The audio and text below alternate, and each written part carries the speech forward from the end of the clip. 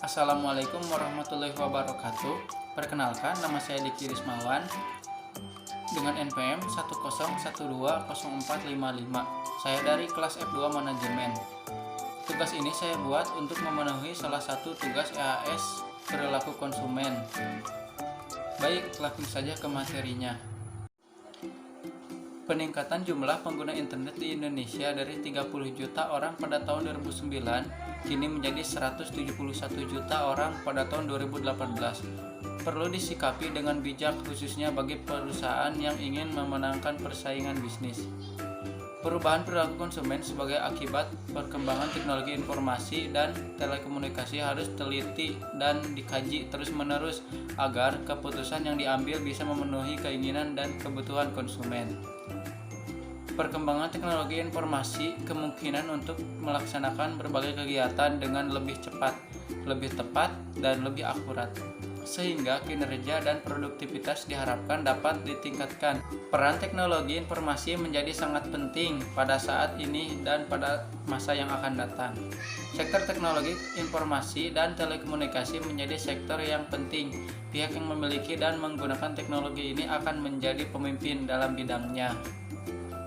Berdasarkan survei yang dilakukan Asosiasi Pengguna Jaringan Internet Indonesia pada tahun 2017, dilaporkan bahwa dari 262 juta orang penduduk Indonesia, sebanyak 1.403,26 juta jiwa diantara adalah pengguna internet.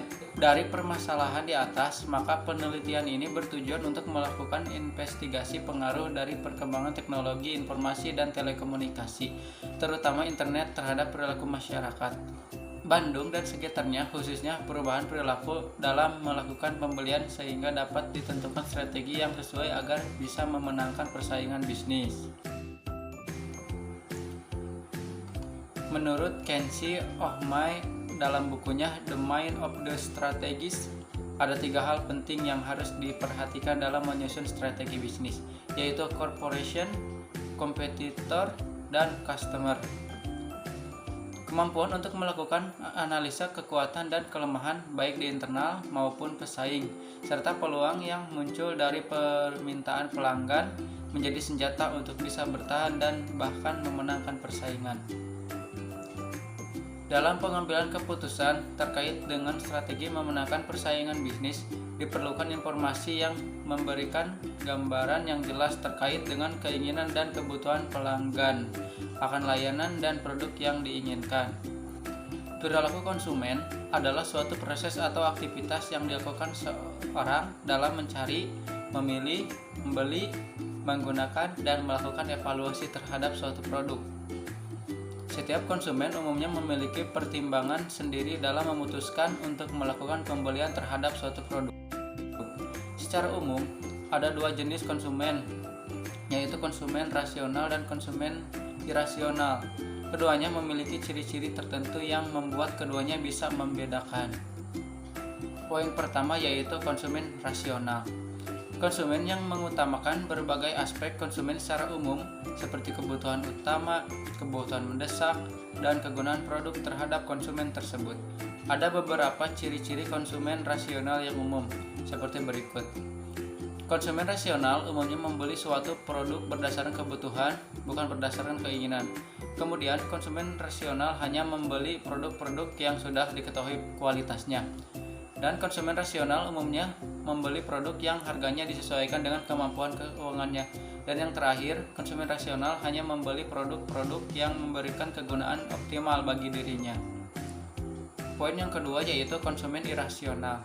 Konsumen irasional adalah konsumen yang mudah terpengaruhi oleh iklan atau promosi atau strategi marketing lainnya dari suatu produk, bukan berdasarkan kebutuhan atau aspek kegunaan produk tersebut bagi dirinya. Berikut ciri-ciri konsumen irasional. Konsumen irasional sangat mudah dipengaruhi oleh iklan dan promosi di berbagai media. Konsumen ini memiliki kecenderungan untuk memilih barang-barang berdasarkan merek, bukan berdasarkan kegunaannya. Konsumen ini biasanya cenderung membeli barang karena gengsi, bukan berdasarkan kebutuhannya. Secara umum, ada 2 faktor yang mempengaruhi customer behavior, yaitu faktor internal dan faktor eksternal. Faktor internal. Faktor internal adalah faktor yang berasal dari dalam diri isi konsumen, di antaranya 1. Motivasi.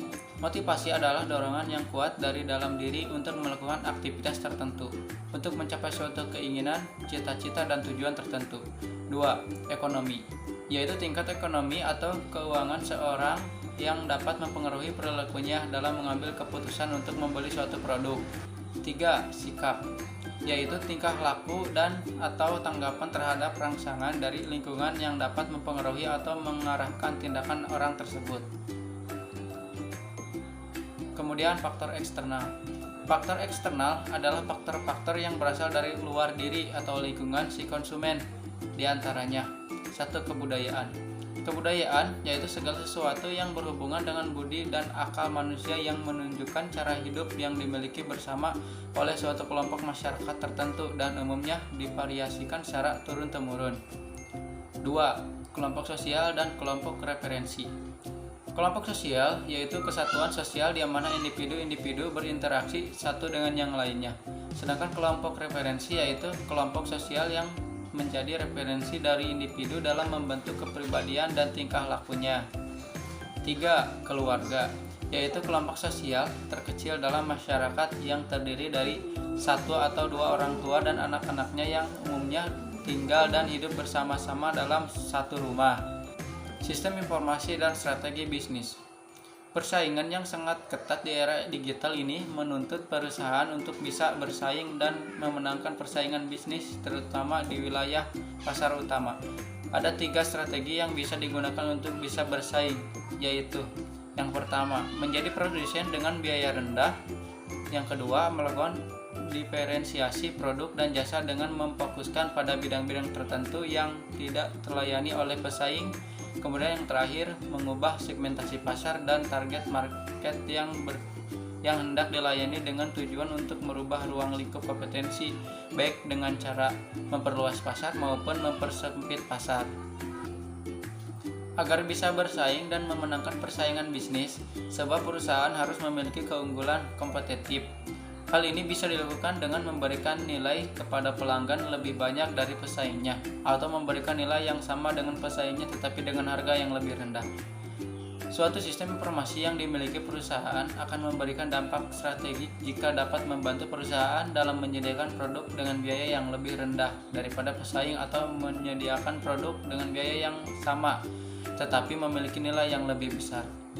Terkait dengan strategi kompetitif lainnya yaitu diferensiasi produk dalam rangka menciptakan loyalitas merek dengan mengembangkan produk baru.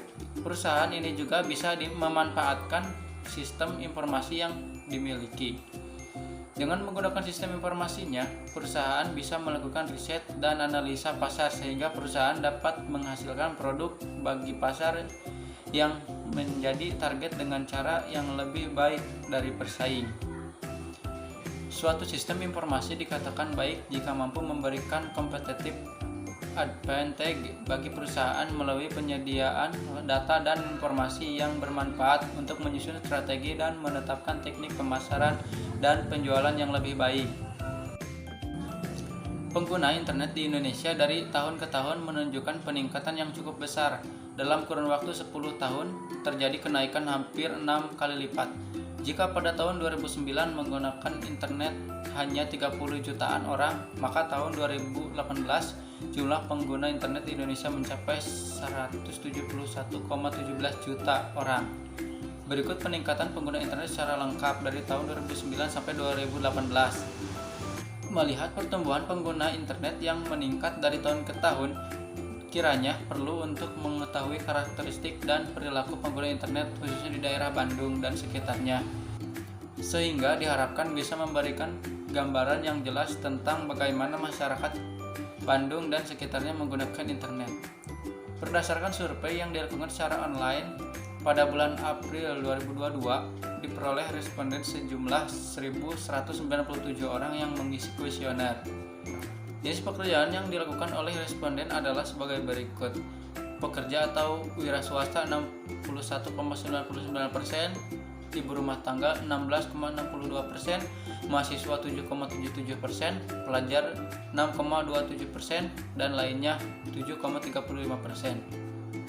Sedangkan dari umurnya, pengguna internet terbesar berumur antara 35 sampai 44 tahun yaitu 29,16%, dan pengguna terendah berumur di atas 55 tahun 10,11%. Adapun durasi pengguna internet per hari, didapatkan durasi 1-3 jam sebesar 43,89%, durasi 4-7 jam sebesar 29,63%, dan durasi lebih dari 7 jam sebesar 26,48%. Untuk paket internet yang digunakan, 91,98% menggunakan paket bulanan, 5,51% paket mingguan, 2,26% paket harian, dan hanya 0,92% paket tahunan. Sedangkan alasan memilih operator adalah sinyal kuat 53,22%, harga 30,16%, bisa berhemat 9,36%, dan banyak bonus 7,27%. Perkembangan teknologi informasi dan telekomunikasi telah menyebabkan perubahan perilaku masyarakat hampir di semua sektor baik ekonomi, sosial, budaya, pendidikan, dan lain-lain. Penelitian kali ini hanya ditekankan pada perubahan perilaku yang terkait dengan bidang sosial ekonomi. Untuk sektor lainnya bisa dilakukan pada penelitian berikutnya. Alasan utama mengakses internet adalah update informasi 25,31%, terkait pekerjaan 20,80%, mengisi waktu luang 13,53%, sosialisasi 11,78%, terkait pendidikan 9,69%, hiburan 9,77%, dan bisnis atau cari barang 9,11%.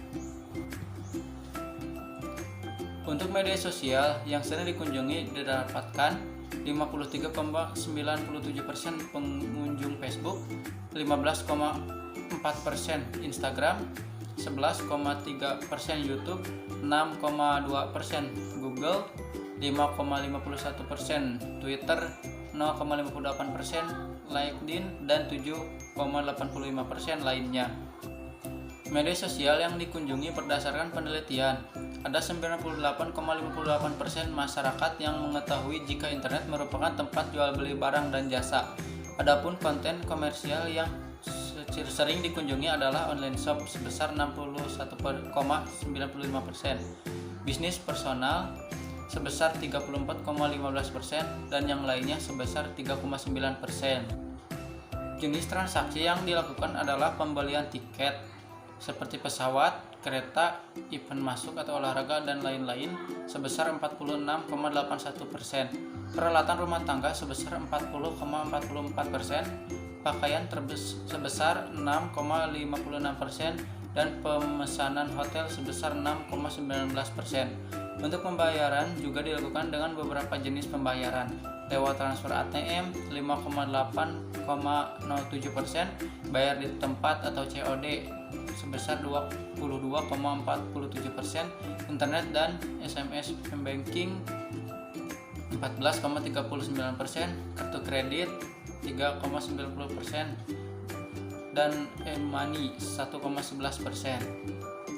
Dari hasil penelitian didapatkan hasil bahwa lebih dari 98% masyarakat mengetahui jika melalui internet bisa dilakukan transaksi jual beli secara online. Bahkan lebih dari 60% pengguna internet telah melakukan transaksi jual beli melalui internet.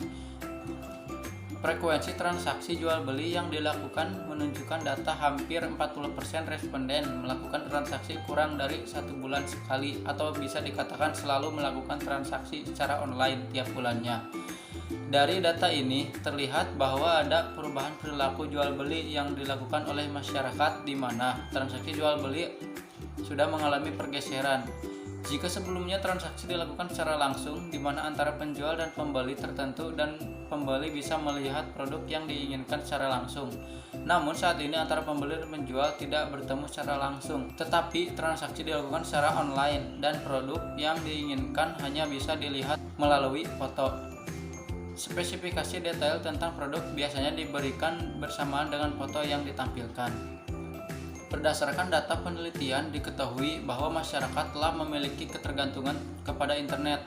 Hal ini bisa dilihat dari durasi pemakaian per hari, di mana untuk pemakaian internet sampai 3 jam per hari lebih dari 40%, bahkan yang lebih dari 7 jam ada lebih dari 26%. Ketergantungan kepada internet juga dapat dilihat dari paket data yang digunakan oleh responden, di mana lebih dari 90% menggunakan paket data bulanan. Dari data ini terlihat bahwa masyarakat selalu ingin terkoneksi dengan jaringan internet setiap harinya. Dari data penelitian juga diperoleh hasil bahwa perangkat yang lebih banyak digunakan untuk mengakses internet adalah smartphone atau tablet. Dan tempat paling sering digunakan untuk mengakses internet adalah tidak tetap atau di mana saja, yang jumlahnya hampir 70%. Dari data ini dapat disimpulkan bahwa masyarakat tetap ingin bisa terhubung dengan internet kapanpun dan dimanapun mereka berada. Hal ini diperkuat dengan durasi akses internet yang menunjukkan data yang cenderung seimbang, baik untuk 1-3 jam per hari maupun lebih dari 4 jam per hari. Baik, itu saja materi yang dapat saya sampaikan. Untuk kesimpulannya, ada perubahan perilaku jual beli yang dilakukan oleh masyarakat, di mana transaksi jual beli sudah mengalami pergeseran. Konsumen sudah mulai mencari informasi dan mendapatkan produk yang diinginkan melalui internet. Informasi mengenai produk pun bisa diketahui dengan mudah dan spesifik yang diberikan oleh produsen melalui websitenya, atau bisa diperoleh dari ulasan-ulasan pengguna lain yang sudah menggunakan produk tersebut. Berdasarkan hasil penelitian, dapat disimpulkan bahwa perkembangan teknologi khususnya bidang informasi dan telekomunikasi telah memberikan banyak pengaruh terhadap pola perilaku konsumen. Adanya perubahan dalam mendapatkan informasi, kemudahan dalam melakukan transaksi, efisiensi waktu, dan adanya beberapa pilihan pembayaran menyebabkan konsumen lebih memilih bertransaksi secara online. Dari sisi pemasaran, perusahaan juga harus aktif melakukan promosi secara online dan dilakukan secara terus-menerus, karena saat ini lebih dari 90% masyarakat telah mengetahui bahwa ada transaksi jual beli secara online, bahkan lebih dari 60% diantaranya telah melakukan transaksi secara online. Pemasaran secara online tetap dilakukan, tetapi porsinya mungkin lebih kecil daripada promosi secara online. Untuk melakukan promosi, selain harus memiliki website yang baik, perusahaan bisa melakukan dengan menggunakan media sosial yang banyak digunakan oleh konsumen seperti Facebook dan Instagram, agar bisa menjangkau konsumen yang lebih banyak. Itu saja materi yang dapat saya sampaikan, kurang lebihnya saya mohon maaf. Sekian dan terima kasih. Wassalamualaikum warahmatullahi wabarakatuh.